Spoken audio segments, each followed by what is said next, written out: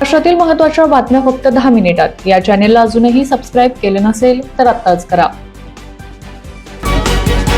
निवडणूक आयोगाने देशातील 5 राज्यांसाठी विधानसभा निवडणुकीची घोषणा केली आहे. पश्चिम बंगाल, तामिळनाडू, केरळ, आसाम आणि पुडुच्चेरी या 5 राज्यांच्या विधानसभा निवडणुकाचे वेळापत्रक जाहीर करण्यात आले आहे. महत्त्वाचे म्हणजे या मोठ्या निवडणुकांसोबतच महाराष्ट्रातील बारामती आणि राहुरी या 2 महत्त्वाच्या विधानसभा मतदारसंघाच्या पोटनिवडणुकीचीही घोषणा करण्यात आली आहे. आसाम, केरळ आणि पुडुच्चेरी या 3 राज्यांमध्ये 9 एप्रिल रोजी एकाच टप्प्यात मतदान पार पडणार आहे. तामिळनाडूमध्ये 23 एप्रिल रोजी मतदान पार पडेल, तर पश्चिम बंगालमध्ये 23 एप्रिल आणि 29 एप्रिल रोजी 2 टप्प्यात मतदान पार पडणार आहे. सर्व 5ही राज्य आणि महाराष्ट्रातील पोटनिवडणुकांचे निकाल 4 मे 2026 रोजी जाहीर होणार आहेत.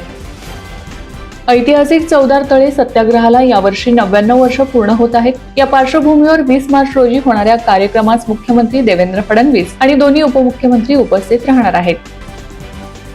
जुन्या थकबाकीसाठी सेटलमेंट योजनेचा लाभ घेतलेल्या राज्यातील हजारो करदात्यांसाठी दिलासा मिळण्याची शक्यता आहे. एखाद्या करदात्याने एनएमएसटी स्कीम अंतर्गत थकबाकीचा निपटारा करण्यासाठी अर्ज केला असल्यास सरकार त्यांचा जुना टॅक्स रिफंड नवीन मागणी विरुद्ध परस्पर वळता करू शकत नाही, असा महत्त्वपूर्ण निर्णय उच्च न्यायालयाने एका प्रकरणात दिला आहे. पश्चिम बंगालमध्ये 23 जम्मू काश्मीर मधील बारामुल्ला जिल्ह्यातील उरी सेक्टरमध्ये भारतीय लष्कर आणि जम्मू काश्मीर पोलिसांनी संयुक्त कारवाई करत घुसखोरीचा मोठा प्रयत्न हाणून पाडला आहे. या कारवाई दरम्यान एका पाकिस्तानी दहशतवाद्याला ठार करण्यात आले आहे. नियंत्रण रेषेजवळ संशयास्पद हालचाली दिसून आल्यानंतर सुरक्षा दलांनी ऑपरेशन डिगी 2 अंतर्गत ही मोहीम सुरू केली. सध्या संपूर्ण परिसरात सुरक्षा दलांकडून सर्च ऑपरेशन सुरू करण्यात आले आहे. काही पक्ष आणि विशेषतः काँग्रेस पक्ष जाणीवपूर्वक लोकांमध्ये भीती तयार करून त्यांनी गॅससाठी रांगा लावाव्या असा प्रयत्न करत आहेत. केंद्र सरकार, गॅस कंपनी आणि सचिवांनी स्पष्टपणे सांगितले आहे की घरगुती गॅसचे संकट नाही. महिन्याला जेवढा गॅस लागतो तेवढा पुरवठा आपण केलेला आहे. त्यामुळे कुणीही चिंता करण्याचे आणि विनाकारण रांगा लावण्याचे कारण नाही. ऑनलाईन बुकिंग होत आहेत, लोकांना वेळेत मिळण्यासाठी गॅस उपलब्ध आहेत, पण आपल्या देशात घबराट निर्माण करण्याची काँग्रेसची बुद्धी देशासाठी विघातक आहे, अशी टीका मुख्यमंत्री देवेंद्र फडणवीस यांनी केली आहे. पुणे मेट्रो प्रकल्पामुळे शहरातील सार्वजनिक वाहतूक व्यवस्थेला मोठी चालना मिळाली असून पुणेकरांनी मेट्रो सेवेला उत्स्फूर्त प्रतिसाद दिला आहे. सध्या दररोज सुमारे 2.5 लाख प्रवासी मेट्रोचा वापर करत आहेत. भविष्यात पुणे महानगरपालिका, पिंपरी चिंचवड महानगरपालिका आणि पीएमआरडीए क्षेत्राचा समावेश असलेले जवळपास 200 किलोमीटरचे मेट्रो जाळे उभारण्याचे नियोजन आहे, असे प्रतिपादन मुख्यमंत्री देवेंद्र फडणवीस यांनी केले आहे.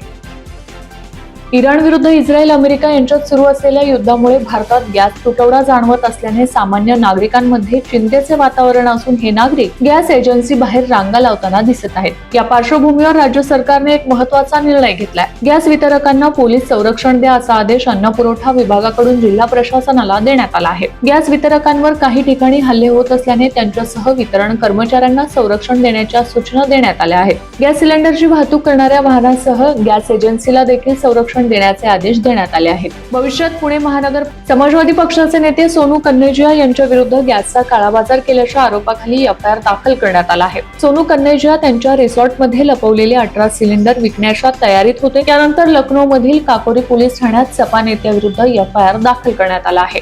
इराण विरुद्ध इस्रायल, हवामानातील सतत होणारे बदल हे कृषी क्षेत्रासाठी मोठे आव्हान बनले असून त्याचा थेट परिणाम शेती उत्पन्नावर होत आहे. या परिस्थितीला सामोरे जाण्यासाठी कृषी क्षेत्रात आधुनिक तंत्रज्ञानाचा वापर वाढवणे आवश्यक असल्याचे मत मुख्यमंत्री देवेंद्र फडणवीस यांनी व्यक्त केले आहे. राज्य सरकार जागतिक बँकेच्या सहकार्याने राज्यातील 10,000 गावांमध्ये क्लायमेट प्रूफ शेतीचा महत्त्वाकांक्षी प्रकल्प राबवणार असल्याची घोषणाही त्यांनी केली आहे. राज्यातील महिलांसाठी सुरू असलेल्या लाडकी बहीण योजनेअंतर्गत लाभार्थी महिलांसाठी दिलासादायक बातमी समोर आली आहे. फेब्रुवारी आणि मार्च महिन्यांचे हप्ते आता एकाच वेळी महिलांच्या खात्यात जमा होणार आहेत. त्यामुळे पात्र महिलांना एकूण 3,000 रुपयांचा लाभ मिळणार आहे. माजी उपमुख्यमंत्री अजित पवार आणि शिवाजी कर्डिले यांच्या निधनामुळे रिक्त झालेल्या विधानसभेच्या 2 जागांसाठी निवडणूक जाहीर झाली आहे. बारामती आणि राहुरी या 2 मतदारसंघात 23 एप्रिल रोजी मतदान होणार आहे. 4 एप्रिल रोजी निकाल जाहीर होणार आहे. निवडणूक बिनविरोध करण्याचे संकेत मुख्यमंत्री देवेंद्र फडणवीस यांनी दिले आहेत. बारामती आणि राहुरी या दोन्ही मतदारसंघातील पोटनिवडणुका बिनविरोध व्हाव्यात, त्यासाठी प्रयत्न केले जातील. त्यासाठी सर्वांना विश्वासात घेऊ आणि एकमताने निर्णय करू, असं त्यांनी म्हटलं आहे.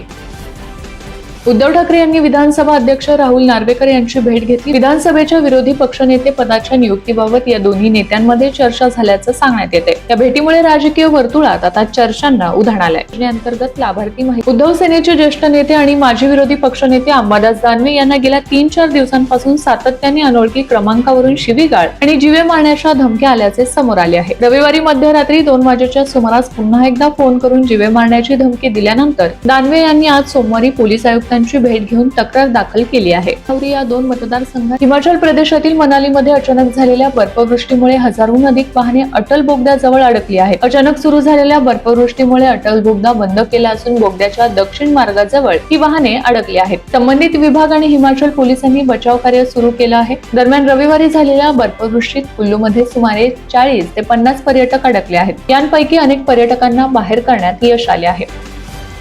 कृषी क्षेत्रात डिजिटल तंत्रज्ञानाला चालना देण्यासाठी केलेल्या प्रयत्नांची दखल घेऊन राहुरीच्या महात्मा फुले कृषी विद्यापीठाने मुख्यमंत्री देवेंद्र फडणवीस यांना डॉक्टर ऑफ सायन्स ही मानद पदवी प्रदान केली आहे. राज्यपालांच्या हस्ते ही पदवी देऊन मुख्यमंत्र्यांचा सन्मान करण्यात आलाय.